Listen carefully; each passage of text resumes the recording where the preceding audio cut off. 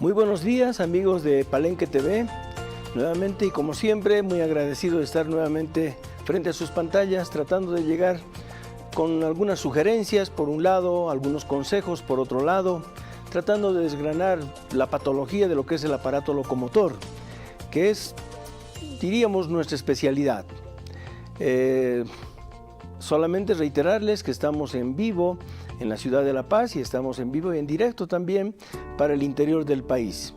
Hoy día nos vamos a tocar un tema que es bastante, diríamos, bastante conflictivo, especialmente no solo para los deportistas, no solamente para los que hacen ejercicios, sino también para las personas que normalmente tienen alguna actividad que no es justamente la relación con el deporte, es el trabajo laboral. De repente hay personas que están mucho tiempo paradas, mucho tiempo sentadas, algunas personas caminan permanentemente, suben, bajan gradas, bajan pendientes, suben pendientes, que son aspectos a veces de tipo netamente laboral. Ni qué decir cuando hablamos de la parte deportiva, donde los atletas de alguna manera empiezan a preparar las articulaciones, empiezan a preparar los ligamentos, los músculos con ejercicios que a veces se realizan en un gimnasio, a veces se realizan en campo abierto, en superficies irregulares, en pendientes, en bajadas. Hay esfuerzos físicos bastante desmedidos por momentos que desencadenan esta patología que se llama la tendinitis rotuliana, que queda en la parte anterior de la rodilla. Como su nombre lo indica, uno de los elementos anatómicos que tenemos en la rodilla es el tendón rotuliano, que vamos a mostrar ligeramente y después vamos a tener la oportunidad de mostrar en forma un poco más detenida y un poco más precisa lo que es el tendón rotuliano. El tendón rotuliano es este segmento que nace en la tuberosidad anterior de la tibia, como estamos viendo, y se prolonga hasta el polo inferior de la rótula. Entonces es un segmento relativamente corto, pero es un tendón bastante potente, bastante poderoso. La continuidad de sus fibras constituye la aponeurosis anterior de la rótula, que es este elemento, y se continúa con el cuádriceps. Estos tres elementos dan la estabilidad cuando nosotros hacemos ejercicios, bajamos, trotamos, saltamos. Entonces estos tres elementos actúan de la siguiente manera: el tendón rotuliano tracciona para abajo la rótula y el cuádriceps tracciona para arriba, fijando la rótula en lo que es el fémur, lo que se llama la vertiente rotuliana. Entonces este hueso, este pequeño hueso, que es bastante, tiene su componente es bastante importante en esos movimientos, en la estabilidad de la rodilla, para que nosotros, al hacer estos movimientos de salto, de giro, de trote, de patear, correr, saltar, caminar, subir gradas, bajar gradas, ponernos de cuclillas, sentadillas, este huesito que es la rótula es un hueso que está en conflicto. ¿Por qué?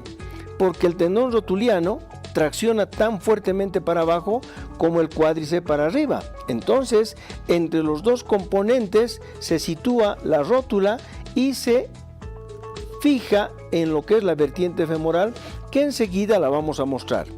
Estos tres elementos que intervienen en el equilibrio de lo que es la parte de la rodilla, lo que es la estabilidad, el movimiento, diríamos, para que no se produzcan, diríamos, movimientos bruscos en la rodilla, para que la rodilla se mantenga estable en los giros, en los saltos, el subir, bajar gradas, como decíamos, hacer ejercicios de gimnasio, hacer velocidad, hacer saltos.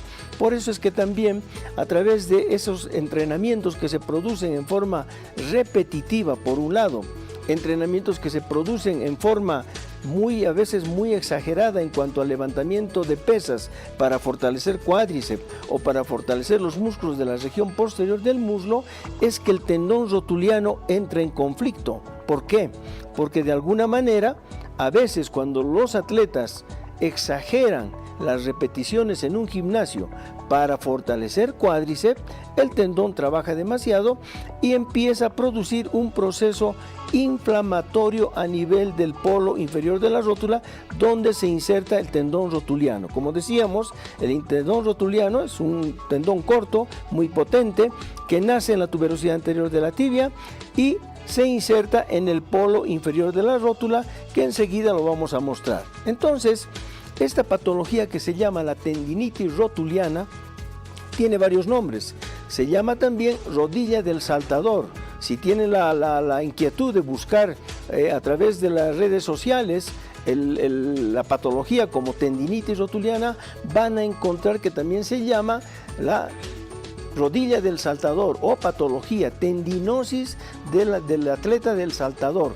El saltador llamamos a aquellos atletas que hacen voleibol, que hacen básquetbol, que hacen saltos, salto alto, salto largo, aquellos atletas que permanentemente están haciendo ese tipo de movimientos repetitivo. Como decíamos, es importante que ustedes memoricen esto que estoy diciendo, que es el ejercicio repetitivo y también el ejercicio repetitivo con un aumento de carga a nivel de la rodilla a través del uso en los gimnasios de pesos en los pies para fortalecer cuádriceps fundamentalmente. Aquellos atletas que de repente hacen levantamiento de pesas y se inclinan demasiado, es decir, se arrodillan demasiado o llegan a estar de cuclillas o en posición de sentadillas y levantan peso, sobrecargan la rodilla fundamentalmente, y el tendón, que como les decía es un tendón poderoso, de alguna manera empieza a sufrir, empieza a tener primero proceso inflamatorio. El paciente empieza a sentir un poco de dolor en algunos movimientos de sentadillas, de cuclillas o cuando flexiona o se agacha para recoger algún objeto. Entonces hay un poco de dolor. Algunos pacientes empiezan a tener dolor al bajar o subir gradas. Algunos otros pacientes sienten dolor y molestias al bajar una pendiente, al bajar una cuadra. Nuestra ciudad tiene todas esas alternativas de lugares planos, lugares muy inclinados. Entonces muchas personas bajan y a veces suben permanentemente cuando de repente salen de su casa y van a trabajar. Hay un trecho a veces para muchas personas que tienen que bajar pendientes para tomar una movilidad, para ir a su fuente laboral. En ese sentido es que esta acción repetitiva de flexión de rodilla en esas posturas desencadena el proceso inflamatorio en la parte anterior de la rodilla. Por eso es que se llama tendinitis rotuliana, porque afecta al tendón rotuliano. Enseguida de la inserción del tendón rotuliano en el polo inferior de la rótula, también se complica la carilla articular de la rótula, que en este momento me voy a permitir mostrarles cuál es más o menos la función de la rótula en cuanto a la relación que tiene la rótula con el fémur y la relación que tiene los cóndilos femorales con la tibia. Tenemos dos articulaciones en la rodilla. Para muchas personas que no lo saben, la articulación femororotuliana y la articulación femorotibial. Entonces, si podemos hacer un acercamiento, vamos a ver cómo tenemos. Primero vamos a mostrar la vertiente femoral, que es este segmento donde articula la rótula en esas posiciones de máxima presión en este nivel. Enseguida les muestro la carilla de la rótula, que es esta, ¿sí? Y la zona de inflamación del tendón rotuliano es justamente en esta porción, acá, donde se inserta y donde nosotros tenemos la inserción profunda del tendón rotuliano. Ahí es donde se producen, primero, el proceso inflamatorio, segundo, de persistir las repeticiones, de persistir el aumento de carga, estando la rodilla inflamada, empiezan a producirse en todo este reborde las rupturas fibrilares. Rupturas fibrilares que son fibras que corresponden al tendón rotuliano, que se insertan en el polo inferior de la rótula y que, a pesar del proceso inflamatorio, ya empieza un proceso de ruptura, de proceso de cicatrización e inflamación, y cada vez el dolor, la sintomatología va progresando. Por eso es que, como decíamos inicialmente, este tendón es muy potente, tracciona para abajo la rótula y el cuádriceps tracciona para arriba.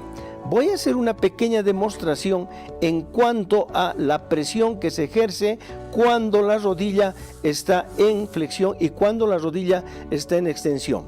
Entonces, en esta maqueta montamos, y si podemos mostrar, cuando la rodilla está en extensión, vean cómo la rótula se separa del fémur, tal como estamos viendo en la maqueta, ¿cierto? Cuando esta rodilla está en flexión máxima, entonces se produce un aumento de la presión en la rótula contra el fémur y el tendón se pone muy tenso. El cuádriceps se pone muy tenso, porque este es el mecanismo de estabilidad que tenemos en la rodilla cuando hacemos movimientos. Entonces, ahora vean ustedes cómo, si yo hago una luxación manual en la maqueta, esto se sale de su lugar. Ahí es donde se produce en algunos casos la luxación de rótula. Y vean ahora cómo, si vuelvo a poner, ustedes han sentido un ruido bastante importante, donde la presión es sumamente importante cuando la rodilla está en flexión, debido a que el cuádriceps tracciona la rótula para arriba y el tendón rotuliano tracciona para abajo. Por eso es que estos tres elementos, funcionan al unísono cuando nosotros hacemos movimientos para no perder el equilibrio. La maniobra que yo he hecho hace un momento no la podría hacer en un ser humano por más de que yo quisiera, pero sí, hay condicionantes para que suceda esto. Entonces, a través de esta presión que se ejerce en la rodilla, en la articulación fémoro-rotuliana, se produce la ruptura de pequeñas fibras a nivel de la inserción en el polo inferior de la rótula y también empieza a reblandecerse el cartílago de la rótula. Por eso es que también esta patología se denomina síndrome fémoro-patelar. La rótula tiene el nombre anatómico también de patela, pero podemos, para una mejor comprensión, podemos decir síndrome fémoro del fémur, rotuliano de la rótula. Entonces se compromete la carilla articular de la rótula, se compromete la vertiente femoral por donde circula la rótula y se compromete la inserción del tendón rotuliano. Entonces esto empieza a dar, como les decía, proceso inflamatorio con dolor, leve inicialmente, que a veces en muchas personas caminan un poco y en 2, 3, 4 pasos que han hecho desaparece la patología.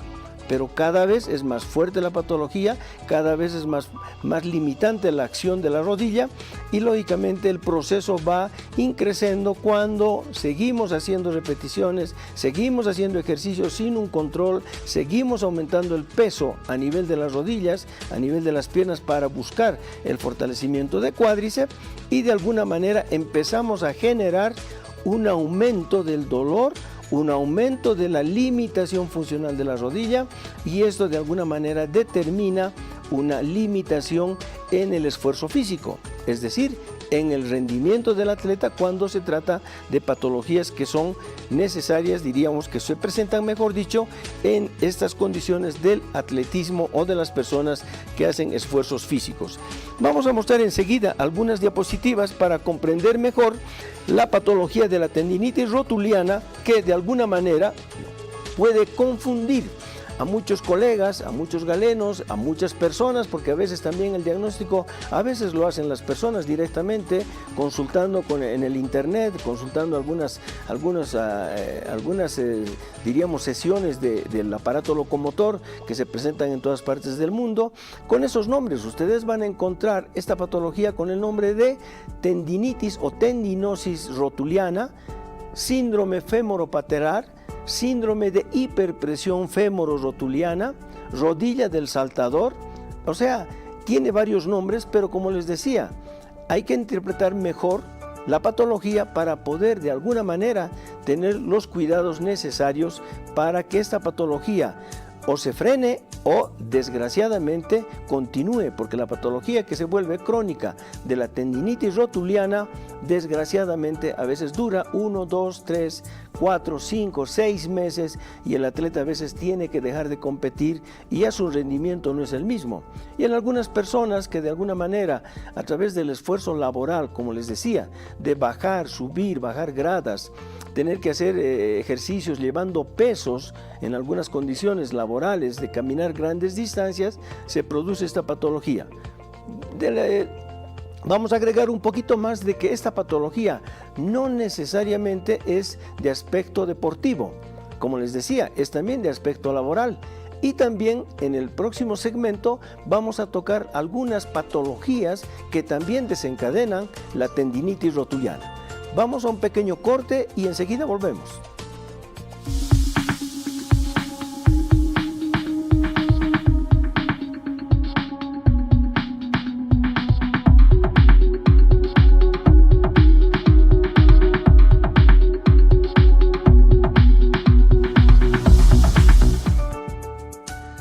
Amigos de Palenque TV, estamos lógicamente muy contentos de estar aquí en el canal nuevamente, otro fin de semana, un fin de semana especial porque el día de mañana se va a producir ese choque tan esperado del cual he tenido yo la satisfacción de participar en mi vida deportiva cuando era jugador profesional, a través de defender los colores de la casaca celeste. Como me verán, me he venido ya con una indumentaria de ese color, tratando de rememorar aquellos tiempos que a mí me han dado lógicamente muchas satisfacciones, porque he tenido la suerte y he tenido, diríamos, la satisfacción de defender uno de los colores de una de las instituciones más importantes del país, como ha sido el Club Bolívar.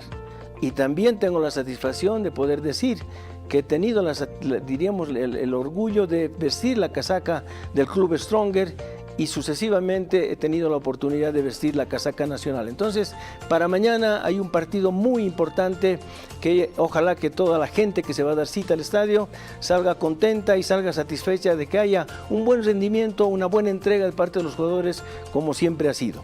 Retomando nuestra patología que decíamos, la tendinitis rotuliana no solamente se presenta en la parte laboral, no solamente se presenta en la parte deportiva, se presenta también acompañando algunas otras patologías y algunas otras anomalías que hay en la rodilla en relación a la postura de la rodilla, a la alineación que tiene que tener la rodilla en relación al eje femoral y al eje tibial. Por eso es que también en un estudio que uno hace al tratar de encontrar la patología y desgranar la patología de la rodilla, nos encontramos, como ustedes están viendo en la diapositiva, diferentes formas de rótula que pueden desencadenar también la patología. Entonces ahí vemos rótulas que de repente están bien alineadas, rótulas que tienen una forma bastante uniforme, hay rótulas que son muy planas, hay rótulas que son una carilla articular de la rótula. La rótula tiene dos pequeñas carillas articulares que sincronizan con la vertiente femoral. Entonces, en ese sentido es que la forma de la rótula anatómicamente puede también incidir en la patología que estamos tratando ahora, que es la tendinitis rotuliana, y también la inflamación, el debilitamiento o el reblandecimiento del cartílago articular de la rótula y del fémur. Seguimos por favor con la siguiente diapositiva para poder mostrar y también para que la gente se pueda ilustrar con esta patología. Ahí vemos lo que decíamos anteriormente, una postura en varo de las rodillas, cuando las rodillas están hacia afuera o cuando las rodillas están hacia adentro, que se llama genuvalgo, desencadena un mal funcionamiento de la rótula en relación al eje femoral y al eje de la tibia, de la pierna. Por eso es que el estudio para una patología de rodilla también debe ser acompañada con los exámenes correspondientes de una radiografía en bipedestación para ver los ejes femorales, femorotibiales, y para ver también la ubicación de la rótula, porque como decía, algunas patologías como la deformidad de las rodillas en varo o en valgo, es decir, rodillas hacia afuera o rodillas hacia adentro, también desencadenan un mal funcionamiento de la rótula y del tendón rotuliano. Podemos seguir por favor con las imágenes. Entonces decíamos que esta patología tiene varias alternativas. Ahí nos está mostrando en esta diapositiva, cuando nosotros hacemos diríamos el estudio correspondiente, que son las radiografías axiales de rótula en 30, 60, 90 grados por lo menos, ahí podemos ver la congruencia, la relación anatómica que tiene que tener la rótula, y esto nos determina cuál podría ser la causa desencadenante para un problema de rodilla, es decir, el dolor inflamatorio, el dolor limitante y el dolor que a veces se vuelve crónico cuando las personas tienen alguna patología agregada al esfuerzo físico o al esfuerzo laboral. Entonces, a través de una radiografía y donde nosotros podamos hacer algunas mediciones, también podemos detectar que tal vez la patología no está solamente en el esfuerzo físico o diríamos en el esfuerzo laboral. Posiblemente también está en la anatomía de la rodilla o la postura o la posición de la rótula ya desde la vida embrionaria. Podemos seguir, por favor, mostrando e ilustrando así con estas imágenes para que la gente también comprenda que la rodilla no es solamente los meniscos. Acá tenemos una radiografía axial. Vean ustedes cómo en la imagen inferior estamos viendo una rótula casi plana, pero que tiene cierta congruencia con la vertiente femororotuliana, perdón. Y en la diapositiva, en la imagen de arriba, estamos viendo cómo la rótula, en un grado más de flexión, la rótula tiende a irse hacia afuera. Entonces, aquí estamos hablando ya de una superficie que está sufriendo mucho en el contacto entre la rótula y una parte de la vertiente femoral. Entonces vemos que esta rótula en los diferentes movimientos no tiene la relación anatómica que debe tener en cuanto al esfuerzo físico, en cuanto al movimiento de la rodilla en los movimientos de flexión y extensión. Ahí con una radiografía, como verán ustedes, podemos también acercarnos a un diagnóstico de la causa del por qué el dolor femororotuliano o el dolor de rodilla. Seguimos mostrando, por favor. Ahí vemos una resonancia magnética y la flecha nos está mostrando una lesión en la parte media de la rótula donde se ha alterado el cartílago rotuliano. Si ustedes con un poquito de esfuerzo visual ven justo en la punta de la flecha, vemos una zona blanquecina que nos habla de una lesión, posiblemente una lesión tipo caída de rodillas, cuando las personas caen de rodillas y no tienen opción de poner los brazos y el impacto es muy brusco en la rodilla y lógicamente a nivel de la rótula. La rótula golpea contra el fémur y ahí se producen también las lesiones cartilaginosas que a la postre empiezan a dar el dolor anterior de rodilla y el dolor tendinoso, es decir, la tendinitis rotuliana. Seguimos mostrando, por favor. Y ahí vemos una medición, estamos tomando los parámetros anatómicos entre lo que es el eje femoral y lo que es el eje tibial y la posición donde debe estar la rótula. Por eso es importante en una radiografía panorámica, el paciente en bipedestación, es decir, parado, hacer una radiografía amplia para poder medir los grados de angulación, tanto hacia adentro de la rodilla como los grados de angulación hacia afuera. Hay un genubaro y hay un genuvalgo, que son las deformidades. Estas nosotros las tenemos que medir para poder determinar la posición correcta anatómica de la rótula en cuanto a los ejes femorotibiales. La siguiente, por favor. Entonces, vean ustedes que nosotros con radiografías simples podemos hacer alguna medición, podemos tomar algunos ángulos en relación a los ejes, al eje del tendón rotuliano, al punto medio de la rótula, para tener la relación en cuanto a la inserción del tendón rotuliano en la tuberosidad anterior de la tibia. Esto también nos determina la buena, diríamos, inserción de la parte distal del tendón rotuliano, que es a nivel de la tibia, en un segmento que se llama la tuberosidad anterior de la tibia, donde nace el tendón rotuliano. Vean ustedes en la diapositiva cómo a veces en los movimientos de torsión hacia afuera o hacia adentro, también la rótula y el tendón rotuliano intervienen ejerciendo la tensión correspondiente cuando se producen movimientos de flexión y rotación, como en el deporte, cuando hacen los deportistas una amague o cambian de dirección.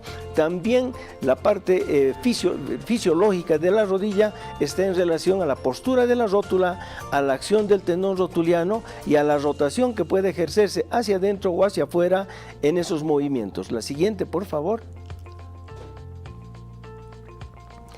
Un poco de la anatomía, vean cómo el tendón rotuliano, la rótula que está casi de color amarillo, el tendón del cuádriceps que se inserta en el borde superior de la rótula, el tendón rotuliano que se inserta en el polo inferior de la rótula y la tuberosidad anterior de la tibia. Entonces toda la zona blanquecina que ustedes están viendo son prácticamente elementos casi tendinosos. La parte carnosa es fácil de reconocerla, son los vientres musculares que están en el cuádriceps y que terminan a nivel del borde inferior de la rótula, y por eso es que también la acción del cuádriceps en la parte anterior del muslo presiona muy fuertemente la rótula contra el fémur y el tendón rotuliano cuando tracciona la rótula hacia abajo. Entonces, entre estas dos fuerzas, en los movimientos de flexión, la rótula y el tendón ejercen una presión muy significativa, donde cuando hacemos,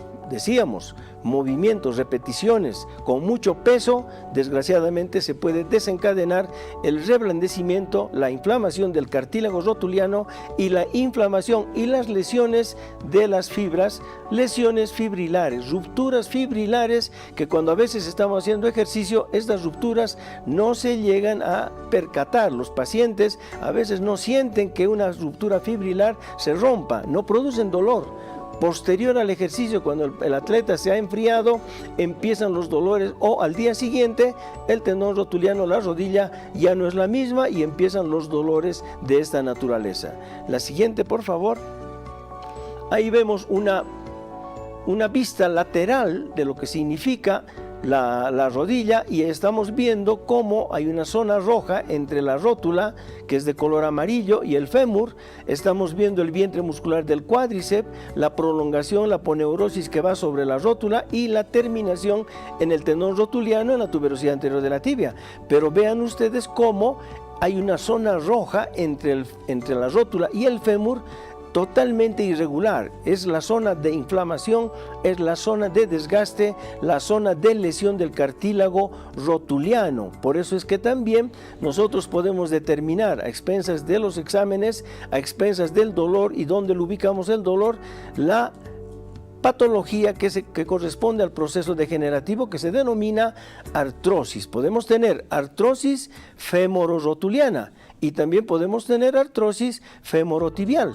En sí, si estos dos segmentos están comprometidos con un desgaste o una alteración del cartílago, entonces denominamos el proceso artrósico de mayor o menor grado. La siguiente, por favor. Ahí vemos la zona roja que está marcada en lo que es la inflamación del tendón rotuliano, que es prácticamente en su tercio medio superior, cerca de la inserción en el polo inferior de la rótula. Y es ahí donde, en una maniobra que en la parte clínica la hacemos, presionamos el polo inferior, el tendón, y reproducimos el dolor. Esa es una maniobra que de alguna manera nos orienta, nos determina la ubicación y también nos orienta la patología, es decir, el examen clínico, el examen semiológico, que es sumamente importante. Cabe recalcar que algunos elementos de ayuda diagnóstica, como ser una radiografía, una ecografía, una resonancia magnética, una tomografía, a veces no nos muestra en sí la patología de proceso inflamatorio del tendón rotuliano en el polo inferior de la rótula. Entonces, a veces el diagnóstico generalmente es semiológico, es decir, es clínico.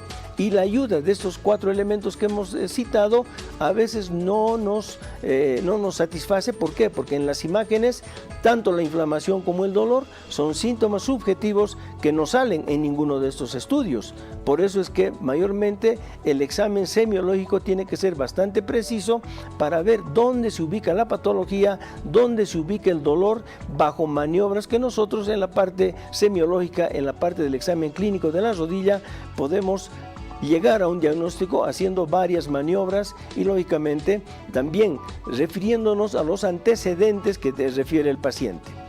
Y bueno, aquí estamos mostrando ya parte de lo que puede significar, por ejemplo, una ruptura del tendón rotuliano. Desgraciadamente, a través de un proceso crónico del tendón rotuliano, podemos llegar a la ruptura del tendón rotuliano. Y estas son solamente imágenes ilustrativas para ver que el tendón rotuliano también, cuando sufre este tipo de lesión, también tiene solución netamente quirúrgica, pero el pronóstico, diríamos, de recuperación es bastante largo. Normalmente un atleta que se rompe el tendón rotuliano tarda entre 6, 9 meses, a veces un año, en volver a la práctica deportiva. Pero en el tiempo en que tiene que entrenar, que son de 6 a 9 meses, el paciente tiene que empezar a hacer los ejercicios de rehabilitación como corresponde. Muy bien.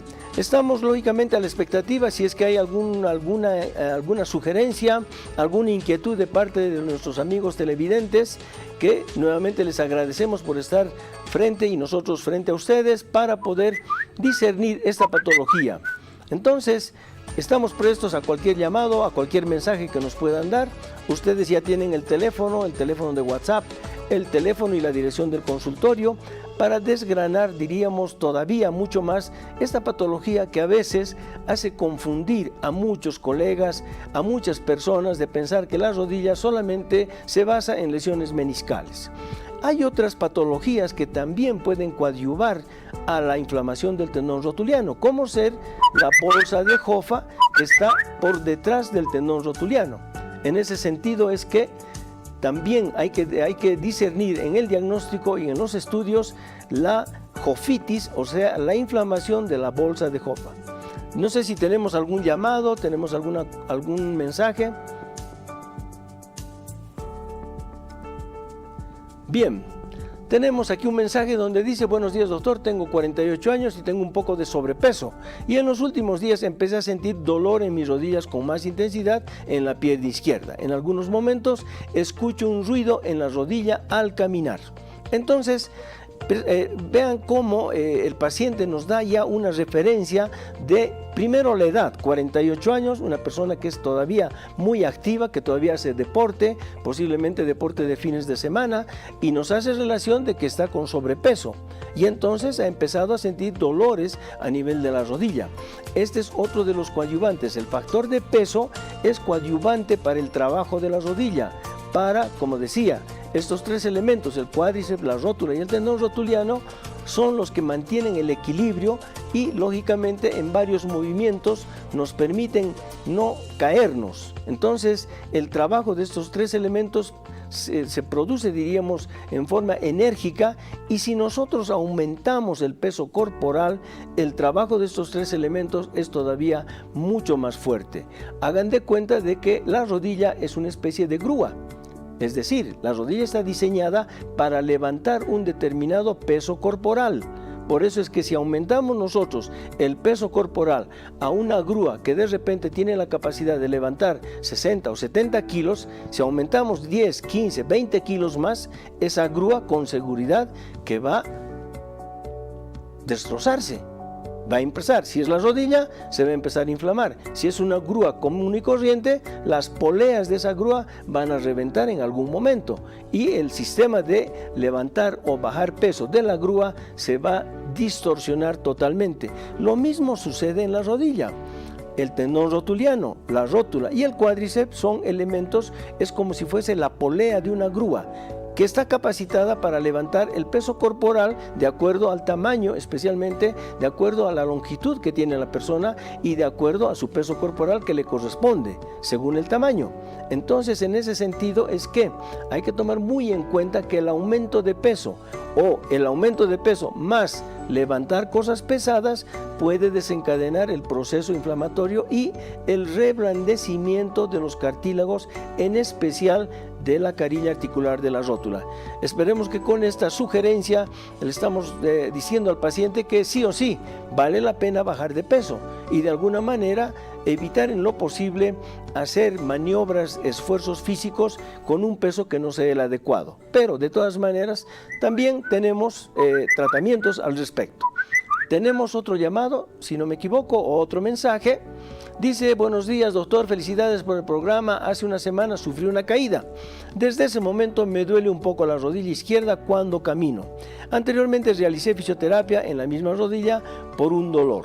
Bien, aquí tenemos la causa, entre comillas, de lo que podría ser diríamos el dolor desencadenante, la limitación de la función a través de una caída. Decíamos en la exposición de que las patologías traumáticas de caída sobre la rodilla pueden desencadenar la inflamación de la carilla articular de la rótula y también del tendón rotuliano, y ahí es cuando empiezan los procesos inflamatorios con limitación de la función de la rodilla. Entonces, en ese sentido hay que tratar de, en cuanto a los tratamientos, se puede hacer fisioterapia, pero también hay que hacer un tratamiento medicamentoso con analgésicos antiinflamatorios y también hacer algún tratamiento usando unas rodilleras especiales de descarga rotuliana, que son las rodilleras cortas, que son de descarga rotuliana, donde el cintillo inferior de la rodillera va a hacer la presión y va a cambiar la mecánica de trabajo del tendón, de la rótula y del cuádriceps. Por eso es importante en esta patología el uso de una rodillera. No son rodilleras largas, no son rodilleras que tengan aditamentos laterales como ballenas laterales de plástico. O sea, no, son rodilleras cortas que solamente tienen que tener un cintillo arriba de la rótula, un cintillo al medio y un cintillo inferior que se tiene que apoyar en el tendón rotuliano. Ese cintillo tiene que estar bastante apretadito cuando se haga movimiento, cuando se haga entrenamiento o cuando se haga la función de la rodilla en la parte laboral o deportiva. Ese atleta o ese paciente tiene que usar rodillera permanentemente todo el día cuando esté en movimiento. En caso de que tenga que descansar o estar en la casa o estar en la oficina sentado, sí se puede sacar la rodillera y mantener las rodillas en extensión. Es la causa, diríamos que es el tratamiento, mejor dicho, de una patología que es la tendinitis rotuliana. Tratamientos de fisioterapia, medicamentos por vía oral o intramuscular en algunos casos, también el uso importante en un 50% de una rodillera de descarga rotuliana. Si tenemos algún otro llamado. Dice: buen día, doctor, una consulta. He sufrido una fractura del peroné a la altura de los tusus, es decir, en tercio medio. ¿Y cuánto tiempo tarda en encallar? Muchas gracias. Una fractura de peroné normalmente tarda entre 4 y 6 semanas. Es un hueso acompañante de lo que es la pierna, acompañante de la tibia, en el segmento articular de la parte distal donde está el tobillo. Entonces, no es que no sea un hueso importante, porque de alguna manera es importante porque tiene muchas inserciones musculares el peroné. Tiene una articulación tibio-peronea proximal cerca de la rodilla y tiene una articulación tibio-peronea distal cerca del tobillo. Es un hueso importante desde ya. Y lógicamente este hueso es pequeño, es delgado y más o menos tarda ese tiempo en cicatrizar. Entonces hay que tener paciencia. A veces muchas fracturas de peroné permiten a muchas personas todavía seguir haciendo deporte estando el peroné fracturado, pero de alguna manera hay que darles reposo. Muy bien, y muchas gracias a la gente que nos ha mandado mensajes, a la gente que nos llama. Muchas gracias, porque de alguna manera nos hace sentir bien el saber que mucha gente nos está viendo, que esa gente posiblemente va a transmitir a sus familiares, a sus amigos, algunos conceptos de los cuales hemos vertido ahora, en cuanto a una patología que, como les decía, no es una patología de fácil tratamiento, por un lado. Tampoco es una patología que se pueda diagnosticar fácilmente. Es una patología que tiene muchas consideraciones en cuanto a la anatomía. Decíamos, las posturas de la rodilla, las deformidades de la rodilla, las posturas del pie, del tobillo. Cuando hay pacientes que tienen, al margen de tener genu valgo, tienen un pie plano o tienen un pie calcáneo valgo, todo eso desencadena la mala función en la rodilla del tendón rotuliano, de la rótula y del cuádriceps. Hay otras patologías que de alguna manera inciden en esta enfermedad. Se llama, primero decíamos, la obesidad, el aumento de peso. Luego, algunas personas que tengan problemas como problemas de tipo reumáticos, problemas de artritis reumática, problemas de síndromes gotosos, es decir, un aumento del ácido úrico, algunas personas con antecedentes de tipo de disfunciones hormonales, también suelen coadyuvar a la patología de la inflamación del tendón rotuliano. Por eso es que en un examen clínico hay que determinar la semiología fundamentalmente de la anatomía de la rodilla, haciendo revisión exhaustiva de la postura de la rodilla, las deformidades de rodilla, los antecedentes de enfermedades, para ver cuál de estas patologías está desencadenando el famoso dolor de rodilla. No nos olvidemos que la rodilla tiene varios elementos. Tiene también una membrana que se llama la membrana sinovial. La membrana sinovial también produce dolores en la rodilla.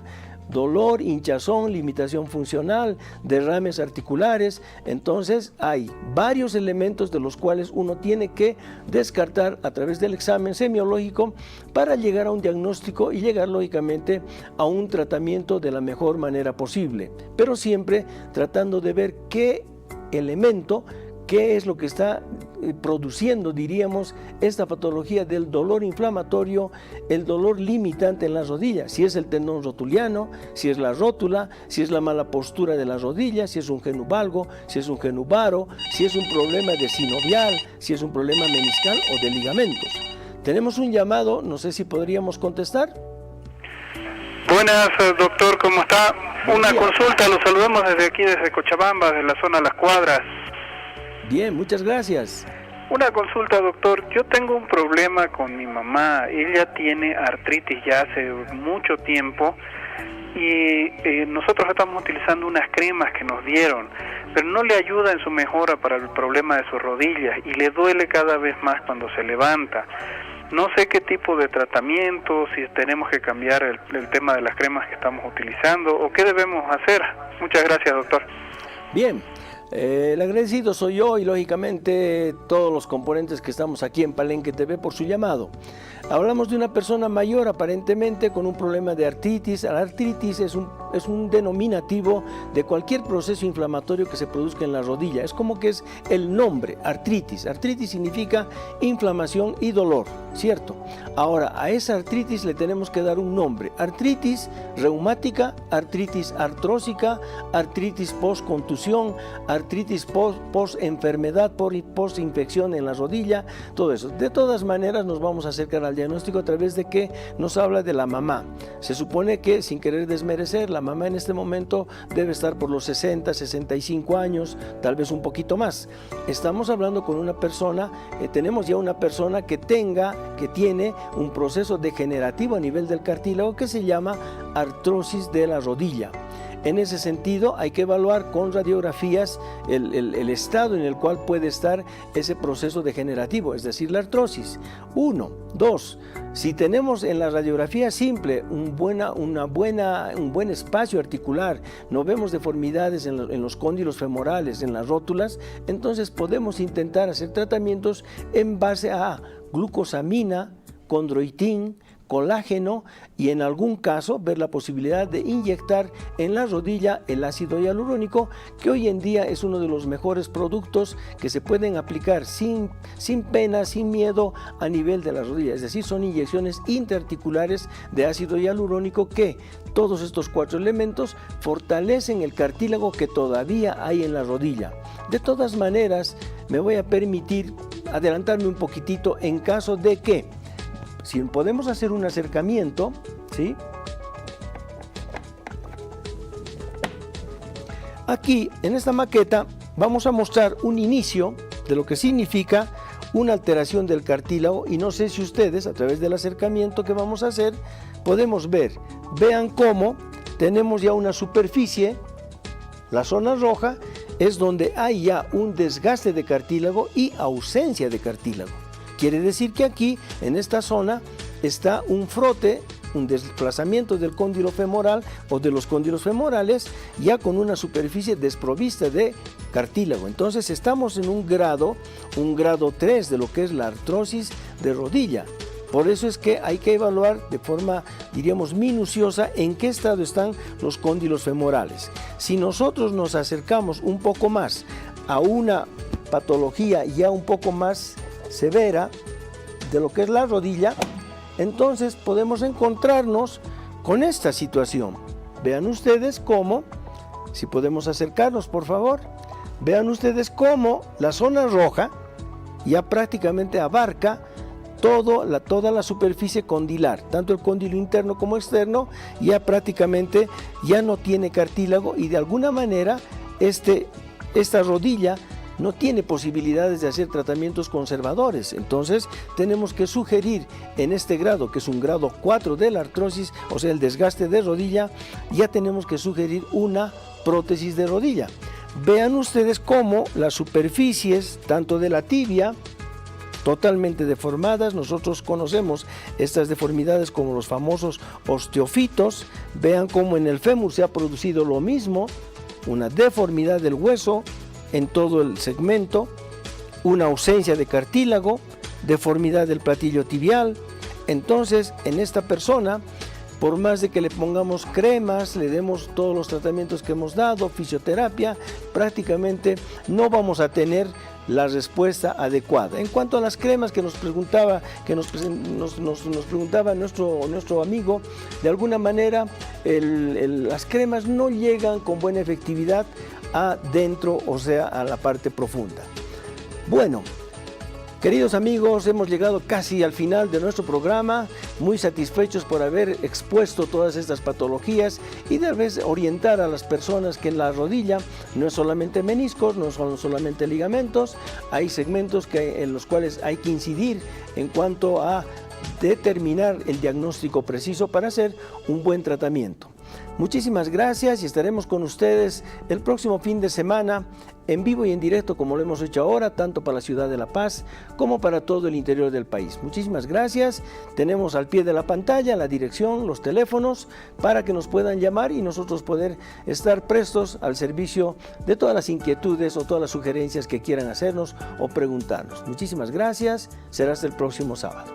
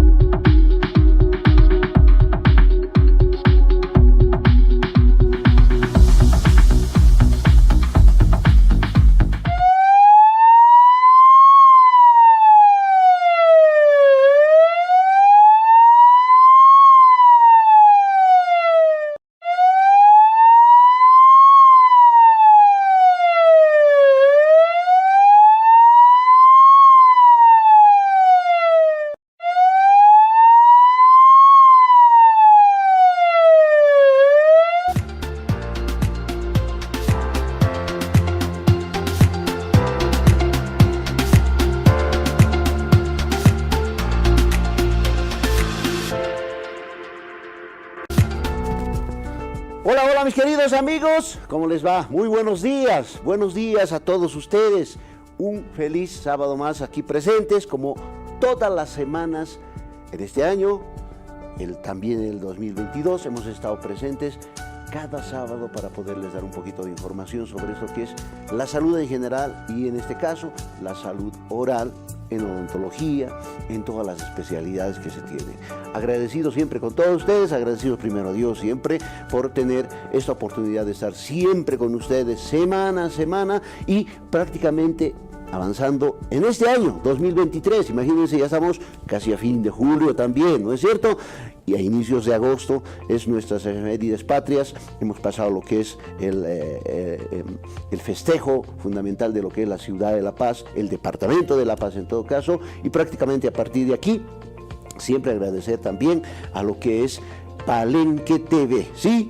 Palenque TV, que está en el último rincón de nuestro territorio nacional. Y a partir de eso, Uniodont TV también informa sobre esto que es la odontología en general, salud oral, y en este caso vamos a tocar un tema muy bonito, muy especial, sin antes querer mandar un gran saludo, por favor, a un gran colegio, ¿sí? Ayer era su aniversario, he sido parte de ese colegio también, soy exalumno de ahí, del Colegio Gualberto Villasuel, ¿sí? A todas las personas que también están mirando seguramente el canal o en las redes sociales también, prácticamente un gran saludo al Colegio Gualberto Villarroel, que ayer cumplió un año más de vida, ¿sí?, en sus bodas de titanio, y prácticamente muchos años ha ido formando muchas personas de mucho prestigio, lógicamente, en nuestro campo, en nuestra ciudad y en nuestro país, y prácticamente también ha ido formando personas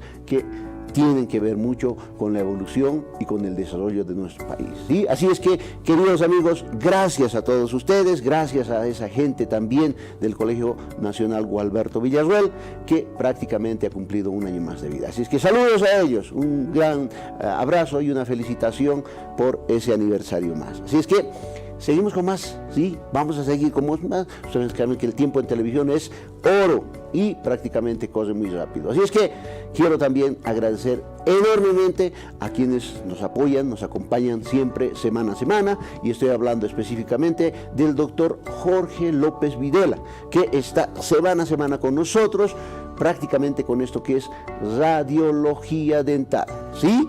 Gracias al doctor Jorge López Videla también estamos acá presentes.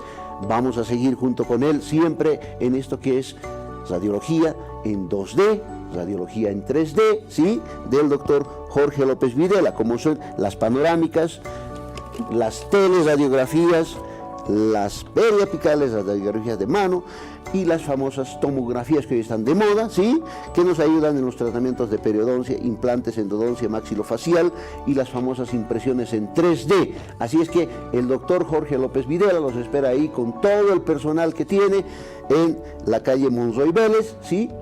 Ahí está, en el edificio Monroy Vélez, en la calle 21 de Calacoto, y ahí están los contactos y todo el sistema de radiografías odontológicas del doctor Jorge López Videla, que también tenemos que agradecer siempre que estamos acá presentes junto a él, ¿sí?, cada semana. Así es que, queridos amigos, con este anuncio y con estos agradecimientos, nos vamos a ir a nuestro primer cortecito, ¿sí?, nuestro primer corte, y volvemos inmediatamente. Vámonos al corte.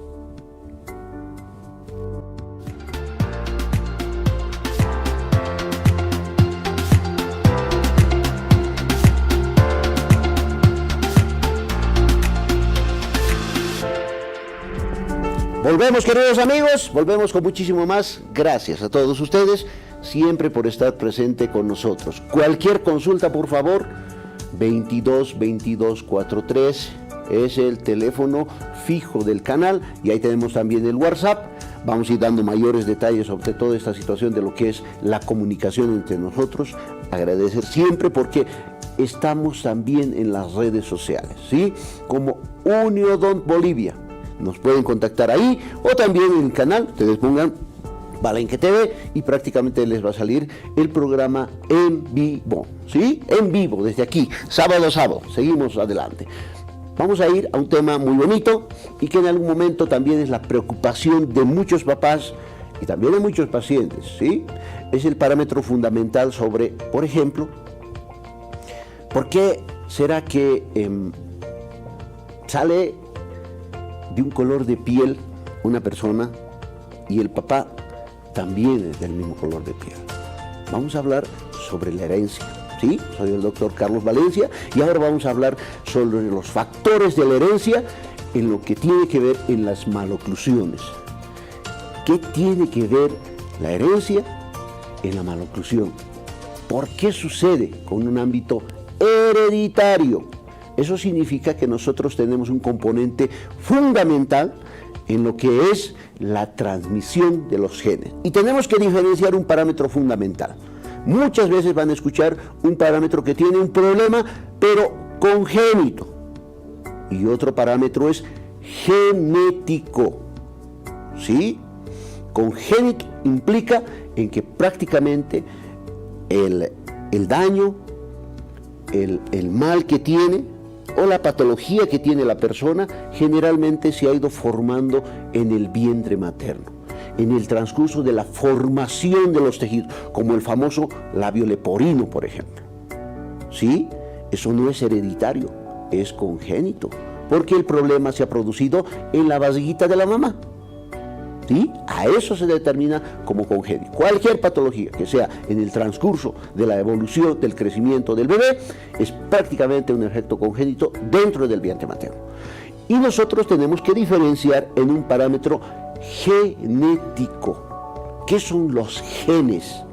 Son los que van a transmitir la información, ¿sí?, del papá, o de la mamá, o de ambos, en el futuro ser. Eso significa que esto ya está definido mucho más antes de que el ser se vaya a formar. ¿Sí? Eso significa que la herencia, el aspecto genético, tiene una influencia enorme en cómo vamos a ser ya como personas. ¿Sí? Cómo vamos a empezar a crecer, cuánto vamos a crecer, ¿sí? Tiene que ver mucho la información genética. ¿Qué significa? Que nosotros vamos a prácticamente, a partir de esta situación, vamos a ir evaluando el color de piel, el color del pelo, ¿sí?, la estatura muchas veces de la persona y muchos factores genéticos que el papá y la mamá nos han transmitido. Entonces, es un parámetro fundamental esta situación para poder manejar por qué vienen las maloclusiones, o sea, los problemas dentales, de apiñamiento, de falta de crecimiento. Y esto tiene que ver prácticamente con el parámetro hereditario o genético, ¿sí? Eso significa, como ven en estas imágenes, prácticamente que el papá y la mamá van a ir a determinar, ¿sí?, con esos cromosomas X y Y que nosotros conocemos, que también da el sexo por si acaso, prácticamente lo que va a ser el futuro niño. Eso significa, como les decía, el color de la piel. Y uno de los elementos fundamentales dentro de esa situación es que nosotros no heredamos, por ejemplo, en los ojitos, el problema de presbicia, de miopía, de astigmatismo, no. Lo que heredamos es el tejido óseo. Es el tejido que va a circundar a lo que es el ojito. Y en los maxilares sucede de la misma manera. Eso significa que algún momento vamos a ver algunas imágenes también sobre lo que son las clases 2, van a escuchar clases 3, pero ¿qué?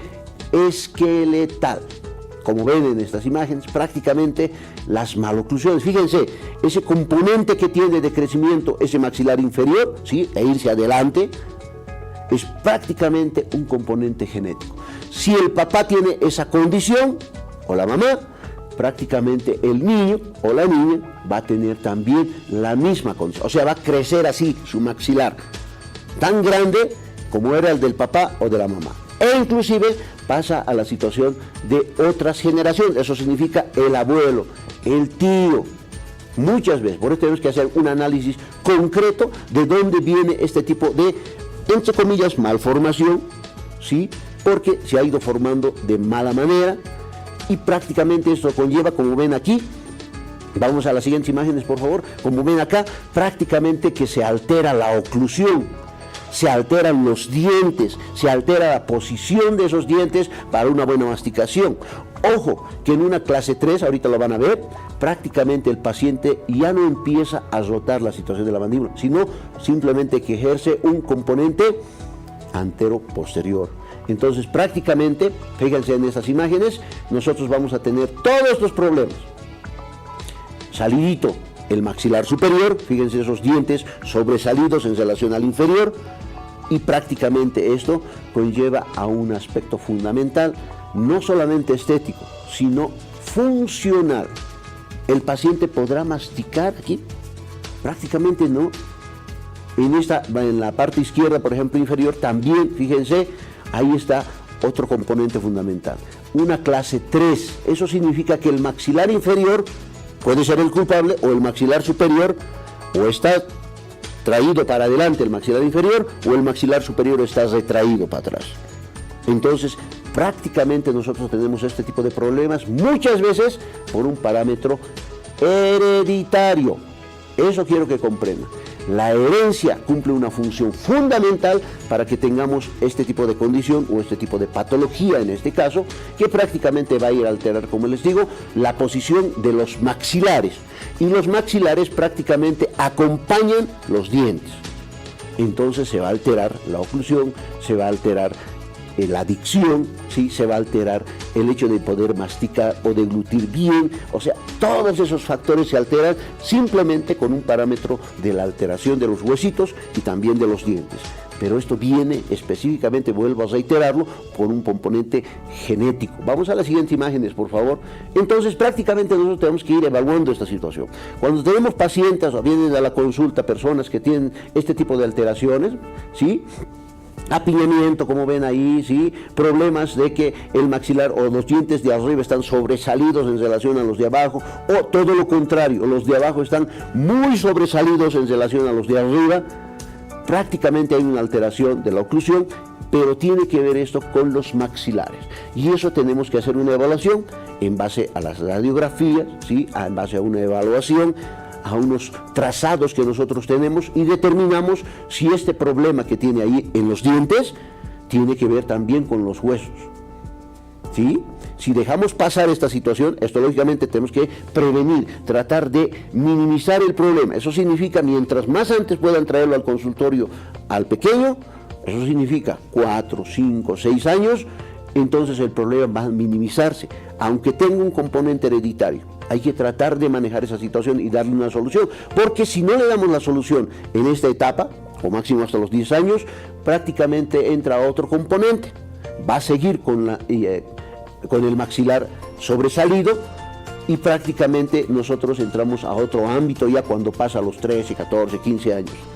Pasamos a un ámbito quirúrgico. O sea, si no solucionamos en una parte inicial, prácticamente nosotros vamos a tener que ir a la cirugía cuando tenga ya 16, 17, 18 años, y tienen que recortar los huesitos para ponerlos en posición. Entonces, es otro campo por el cual nosotros tenemos que tener en cuenta que la parte herencial, la parte genética, prácticamente influye enormemente en la situación de la posición de los maxilares y también de las piezas dentarias, pero eso previa evaluación. Vámonos a la siguiente imagen, por favor. Ahí están todas las imágenes que prácticamente nos muestran. Fíjense, ahí está la clase 3, esas quijaditas, si ustedes quieren, o el maxilar inferior completamente sobresalido, fíjense, ¿sí? La clase 2, cuando el maxilar superior o el inferior, sí, como está en este caso, está completamente retraído o metido para atrás, si ustedes quieren, el maxilar inferior, y tiene una carita, fíjense, como de pajarito, ¿no ve? Y en las clases 3 como de media luna, así, ¿no ve? Les nombran inclusive en el colegio así. Y lógicamente también las mordidas abiertas o esa asimetría que nosotros podemos tener en los maxilares, especialmente en el inferior, como vemos aquí, se ha desviado. Y eso tenemos que evaluar si tiene un componente genético, si tiene un componente el papá, la mamá, el abuelito, el tío, y tal vez mediante eso también ha salido genéticamente, o sea, esos genes le ha transmitido al hijo y prácticamente ha denotado esta patología y esta desviación o esta alteración en los huesitos, ¿sí? Entonces, prácticamente nosotros este componente tenemos que tratar de solucionar, como les digo, lo más antes posible. Eso significa, esperemos siempre que los traigan a los 4, 5 años, ver que esa situación de oclusión podemos cruzarla en cierta manera, porque el maxilar inferior es el componente fundamental para el crecimiento del maxilar superior, por si acaso, o la detención de este crecimiento, porque se vuelve como una traba. Eso significa que el maxilar inferior empieza a crecer, crecer, crecer, y si prácticamente esto está invertido, o sea, los dientes anteriores están por delante, esto va a seguir creciendo y el maxilar superior se queda para atrás. Ahí está la clase 3, ¿sí? Entonces, si nosotros invertimos en algún momento en una parte inicial, 4 o 5 años, esos dientes, de lo que está invertido un poquito, lo invertimos al revés, esto prácticamente va a denotar que se detenga el crecimiento un poco del maxilar inferior. Va a crecer hasta donde, pero se va a detener por esa traba que existe entre los dientes. Y el maxilar superior también va a acompañar al inferior. Esa es la función generalmente de hacer un tratamiento interceptivo en este caso, cuando nosotros interceptamos el problema y tratamos de solucionarlo de esa manera. Y posteriormente ya hay que ver si se va a tratar con brackets también los problemas que tenga, o con un otro elemento que nosotros tenemos, aparatos miofuncionales muy buenísimos en el mercado y que prácticamente nosotros vamos a ir a solucionar ese tipo de problemas, ¿sí? Estamos hablando de ortopedia dentomaxilofacial. Imagínense que cambia el concepto cuando nosotros vemos desde qué momento vamos a tratar el paciente. Y cambia también el concepto cuando nosotros ha pasado el transcurso del tiempo y el joven, adolescente, ya ha crecido y ha terminado su desarrollo y crecimiento craneofacial. que es importante también determinar en esto que es la odontología y en la especialidad de lo que es la ortopedia, dentomaxilofacial y también la ortodoncia. ¿Sí? Entonces, ahí determinamos cuándo nosotros colocamos brackets, cuándo nosotros colocamos un aparato miofuncional que lógicamente determine la funcionalidad, o sea, detengamos el crecimiento en algún momento o ejerzamos presión para que crezca algún otro elemento. Eso significa los huesitos. A veces pasa a un segundo plano los dientes y solamente tenemos que velar la situación de los tejidos óseos, ¿sí? Los maxilares. Vamos a otra imagen, por favor. Y lógicamente todos estos aspectos de maloclusión prácticamente tienen que ver. ¿Por qué tenemos maloclusión? Habíamos hablado también en algún momento, fíjense como ahí, es la falta de crecimiento de los maxilares. Y muchas veces eso tiene un componente genético, ¿sí? Como que también no puede ser por el chupón, ¿sí? Puede ser por la mamadera, puede ser por algún hábito de dedo, etcétera. Eso tenemos que evaluar, pero hay un alto componente hereditario, ¿sí? Porque antes nuestros papás no tenían ese tipo de problemas, tenían los dientes rectitos, corregiditos, no necesitaban ortodoncia, les hablo de hace unos 40, 50 años.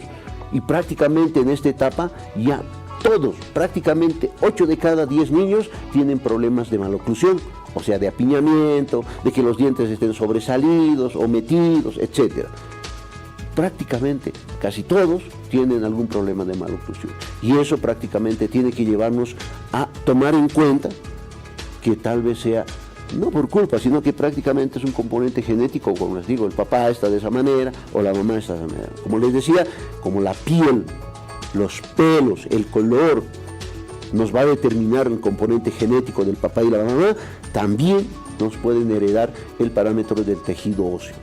¿Sí? Entonces, prácticamente tenemos que ver las maloclusiones desde ese punto de vista, de que prácticamente el papá, la mamá tiene ese condicionante y prácticamente los hijos también, ¿sí? Espero que les haya gustado el tema, es muy bonito, es muy amplio también, hay muchos parámetros dentro del componente genético también que podemos incursionar y podemos hablar, pero prácticamente a veces el tiempo nos cohíbe. En esta situación el tiempo avanza muy rápido, ¿sí? Entonces queremos siempre agradecer a todos, queremos también agradecer a una clínica muy grande del doctor Salgueiro, Gonzalo Salgueiro, la clínica Señor de Exaltación, que también nos acompaña semana a semana con todo esto, ¿sí? Gracias, ahí estamos, en la avenida Antofagasta, calle 11, número 98, Villa Dolores, ¿sí? En la ciudad del Alto, con medicina general, emergencias médico-quirúrgicas, gastroenterología, cardiología, trauma y ortopedia, ginecología obstétrica, neurología, urología, pediatría y anestesiología. Todas las especialidades ahí en la clínica Señor de Exaltación, que presta servicios clínico-quirúrgicos. Gracias al doctor Gonzalo Salgueiro también estamos presentes acá semana a semana. Así es que un saludo también a todo el personal de lo que es la clínica Señor de Exaltación. ¿Sí? Ahora nos vamos a un cortecito más y volvemos con muchísimo más. Nos vemos con nuestro invitado, que prácticamente también ya está en línea. ¿Sí? Gracias, volvemos en segundos.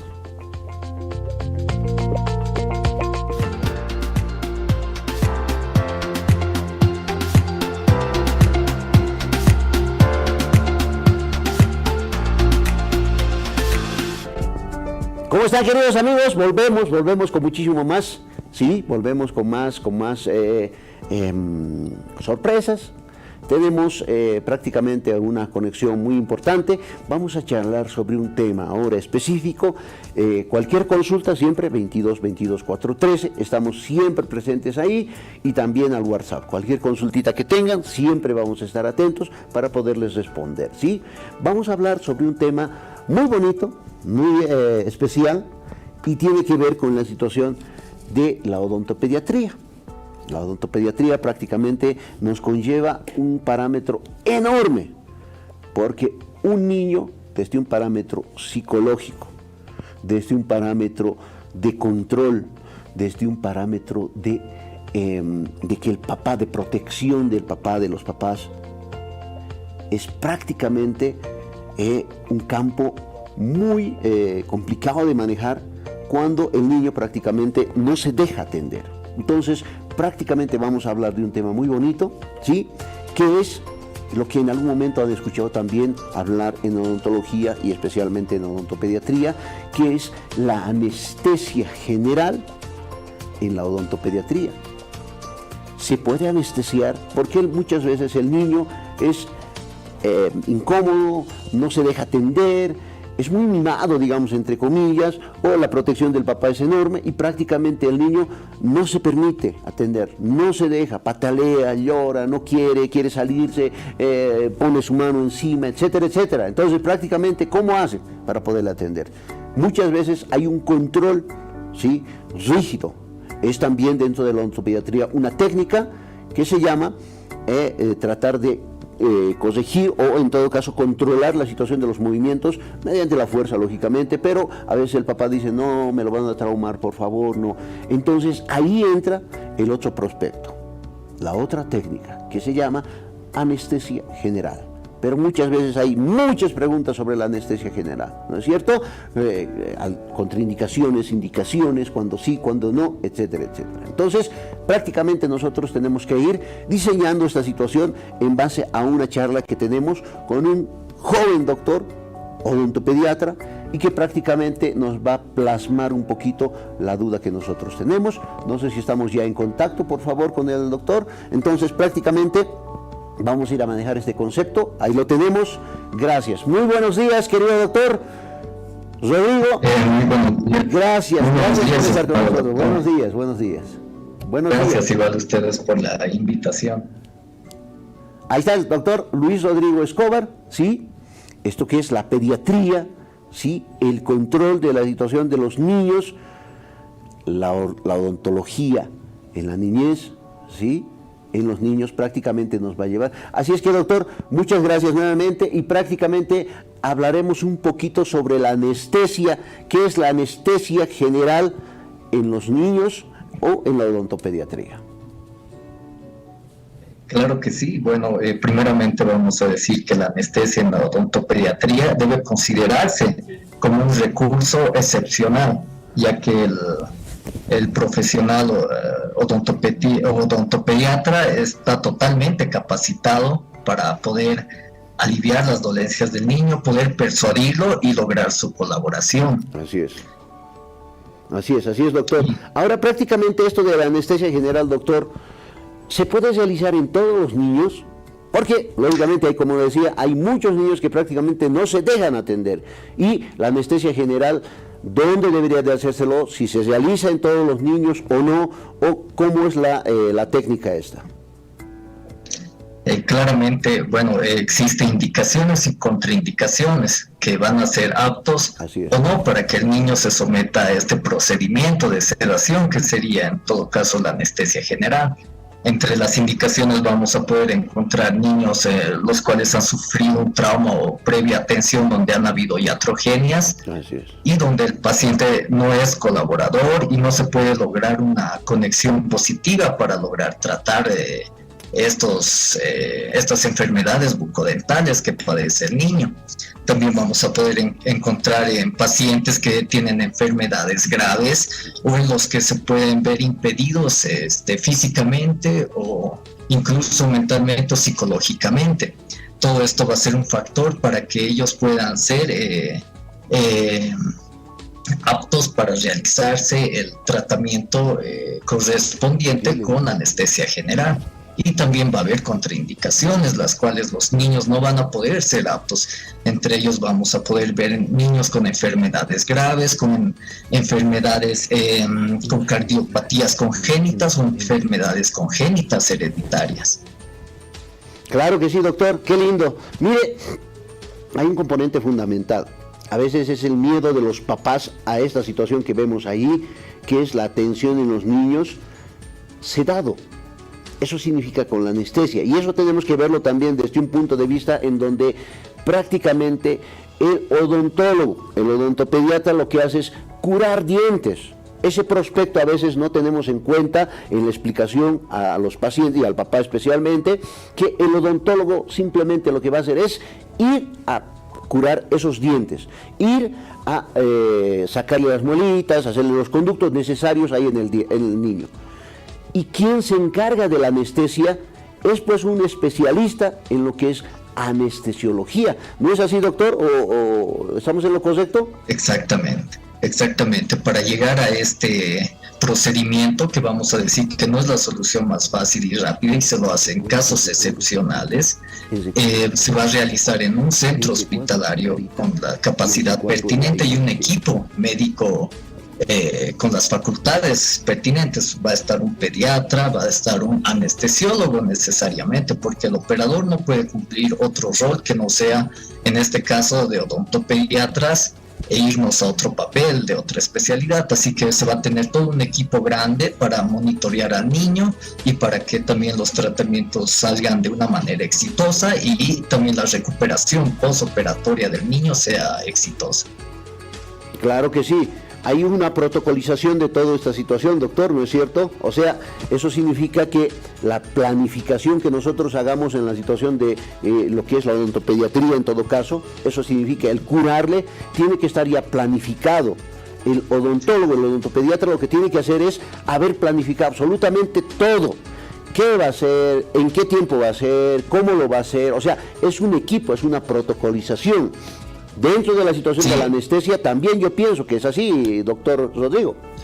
Exactamente, va a haber estas consideraciones clínico-quirúrgicas en las cuales una vez nosotros veamos el problema que tiene el niño, tenemos que derivar al médico pediatra. Él ya se va a encargar de hacer unos exámenes complementarios, anamnesis, examen de sangre, orina, y después nos va a decir si el niño es apto o no para someterse a la anestesia general. Después de eso también se va a hablar y remitir con el anestesiólogo para que él ya pueda ver al niño y ya planificar las dosis en cuanto al tratamiento que se le va a hacer durante la anestesia general. Después de eso, recién nosotros informamos a los padres si es viable o no el tratamiento y ellos van a tener la última palabra. En realidad ellos van a decir si quieren que se le haga al niño, explicándole las indicaciones y contraindicaciones, y una vez hecho esto, recién se procede a hacer el tratamiento con la anestesia general. Claro que sí, doctor. Hay una pregunta también recurrente dentro de esta situación, y es el parámetro fundamental de que, por ejemplo, ¿cuánto tiempo demora la situación de tenerlo sedado al niño? O sea, anestesiado. ¿Quién determina esa situación? O puede estar tal vez 2 horas, 3 horas. ¿Quién determina o cuánto debería de ser la situación del tiempo? Que también es otra pregunta que también tienen los papás, ¿no es cierto? ¿Cuánto tiempo debería de ser el tratamiento o la sedación en todo caso? ¿Hasta cuánto tiempo deberían de esperar la recuperación tal vez del niño? Es la pregunta también. Sí, justamente esto va a depender mucho de la droga que usemos como anestésico para la anestesia general. Existe el óxido nitroso que tiene es bueno y tiene una corta duración. Existe también el alotano, también está el clorhidrato de ketamina, que son drogas que tienen una duración estimada y va a depender mucho de la dosis que se efectúe. Obviamente va a estar monitoreado por el anestesiólogo. De acuerdo a estas drogas también vamos a ver el tiempo de recuperación del paciente. En algunas drogas como el óxido nitroso es más rápido, se despierta más rápido, y en las otras se tarda un poquito más, y de acuerdo al tratamiento que nosotros hagamos también va a depender del tiempo de duración de la anestesia. Puede ser una hora, una media hora, unos 45 minutos en el cual nosotros vamos a estar en acción, y posteriormente la recuperación también va a ser rápida de acuerdo al anestésico que usemos. Así es, doctor. Qué lindo, es bueno esta enseñanza que nos da también, y lógicamente prácticamente lo que en algún momento los papás también quieren escuchar, ¿no? Que esta sedación, esta anestesia, es igualito que ponerle la anestesia a lo que está ocurriendo aquí en esta imagen. Nosotros ponemos una anestesia con lidocaína, que puede tener su efecto tal vez colateral o un efecto tal vez desventajoso, digamos, para el paciente, del dolor y toda esta situación. La anestesia general también conlleva eso. Estaba bien la imagen, por favor, si lo puedes colocar. Entonces, prácticamente esto nos hace denotar de que la anestesia general es también lo mismo que nosotros colocamos en una anestesia local. No específicamente en ser similares, sino que tiene la misma función, o sea, sedar, calmar el dolor, hacer que el profesional pueda trabajar en el sector. Y la anestesia general, yo lo veo desde ese punto de vista, el anestesiólogo lógicamente tiene que dedicarse a lograr esa sedación, y el profesional, el odontólogo, lo que va a hacer es curar esos dientes previa planificación, como hemos indicado. Es así, ¿no ve, doctor? O sea, hablamos de esa situación de la anestesia. ¿Estamos todavía en contacto? Exactamente, estos anestésicos van a venir, ¿no?, en presentaciones como en forma de gas, van a ser inhalatorios, incluso líquidos como el alotano. Así que no va a requerir una punción, y es lo que se trata de evitar, ¿no?, en tratamientos largos o cuando hay pacientes, niños que tienen bastantes enfermedades crónicas, tal vez abscesos, periodontitis severas, y en todo caso para evitar un tiempo prolongado de exposición del niño, entonces utilizamos este recurso de la anestesia general, en la cual vamos a, en el menor tiempo posible, curar todo lo que se puede en pacientes niños. Hay casos en niños donde hay extracciones que se hace de varias piezas con anestesia general, así evitando la exposición del niño en numerosas o reiterativas citas al odontopediatra. Así es. Ahora, en algún momento también es algo fundamental manejar como información, yo pienso, y también seguramente el concepto de los papás o la preocupación de los papás es prácticamente que esto conlleva muchos profesionales trabajando acá. No solamente es el dentista, el odontólogo, no solamente es prácticamente el que va a trabajar solito ahí, listo, no. Hay asistentes, el anestesiólogo también tiene su asistente, seguramente. Se hace en una clínica en donde lógicamente tenga las condiciones, eso significa en quirófano, donde tenga todas las condiciones por si ocurra cualquier cosa y prácticamente tengamos los medios para poder hacer la recuperación mediante esta situación de la técnica de anestesiología. ¿Es así, doctor? O sea, hay varias personas que implican y que trabajan en esta situación, en este componente específicamente de la odontopediatría. Exactamente, nosotros cumplimos un rol importante a la hora de hacer el tratamiento odontológico, y también trabajamos con este equipo que es un pediatra, un anestesiólogo, incluso un cirujano plástico que nos va a ayudar en ese momento para estar monitoreando al niño, al paciente, y ver que también no haya emergencias durante el acto quirúrgico. Así que los papás no deben preocuparse en caso de que ellos les hayan dicho que su niño va a requerir un tratamiento con anestesia general. Todo se planifica previamente, y también el éxito es un porcentaje bastante grande después de utilizado este tratamiento. Qué lindo, doctor. Gracias, doctor Rodrigo. Prácticamente el campo de la odontopediatría es enorme, mucho más esta situación de la anestesia, y seguramente en el tintero quedan muchas preguntas, pero prácticamente nos ha sacado de muchas dudas, y ojalá que los papás también tengan en cuenta esta situación que es fundamental. Vamos a volver a hablar sobre el tema también con usted, queremos que lo tengamos aquí presente en el canal, y prácticamente nosotros tenemos que seguir hacia adelante. No hay otra forma, y lógicamente es un medio, una técnica, una forma de tratar también a los pacientes la anestesia general, ¿sí?, en la odontopediatría. Pero prácticamente queremos darle las gracias, queremos siempre hacerle la invitación también para que nos siga en otra ocasión y esté aquí presente junto a nosotros. Agradecido con usted, doctor Rodrigo Escobar, prácticamente seguimos con muchísimo más. Gracias, doctor Rodrigo, un saludo a la distancia y esperemos que siempre esté junto a nosotros. Muchas gracias, doctor, gracias por la invitación, y yo con gusto para responder otras cuestionantes de la población. Claro que sí, gracias, muy amable. Gracias, muy amable. Ahí tenemos la odontopediatría, sí, la anestesia general. Vamos a seguir hablando mucho más del tema en otros programas, ¿sí? El tiempo va corriendo, lamentablemente es así, y tenemos que seguir adelante. Queremos también agradecer a esto que es nuestra clínica, la Clínica de Especialidades Odontológicas Uniodont, que también está presente con nosotros, nos acompaña con esto que es la odontología en general, blanqueamiento dental, cirugía del tercer molar, estética dental, estética facial, implantes dentales, ortodoncia, odontopediatría, lo que habíamos hablado ahorita, operatoria dental. Todas las especialidades específicamente con cada profesional. Ahí también tenemos las prótesis, todo. Calle Loaiza, esquina Avenida Camacho, edificio Mariscal de Ayacucho, cuarto piso, 412, ahí tienen el teléfono, en la Ciudad del Alto, en la calle 2, en plena Ceja, edificio San Pablo, primer piso, calle Jorge Carrasco, esquina calle 2. Así es que, queridos amigos, vámonos a nuestro último cortecito, que va volando el tiempo. Así es que, gracias por seguir con nosotros, gracias, seguimos con todos ustedes. Vámonos al corte, por favor.